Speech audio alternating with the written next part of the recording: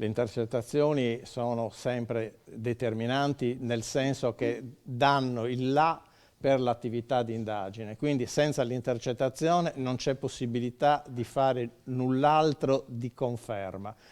Quello che non può essere corretto è l'uso delle mere intercettazioni a fini di prova. Questo è il dato che mi pare assolutamente corretto. Il problema, semmai, è quello della valutazione delle attività intercettative, cioè la difficoltà dell'intercettazione, che come giustamente è stato detto è un mezzo di prova, non è una prova, e quindi è un elemento che consente poi di riscontrare quello che emerge dalle intercettazioni, devono essere valutate nel contesto. Allora il grande pericolo è un problema di equilibrio di chi valuta, e quindi innanzitutto dei magistrati e delle forze di polizia, equilibrio che deve essere supportato da una capacità di indagine, di capacità di valutazione degli elementi che emergono in un contesto. È chiaro che chi parla spesso per telefono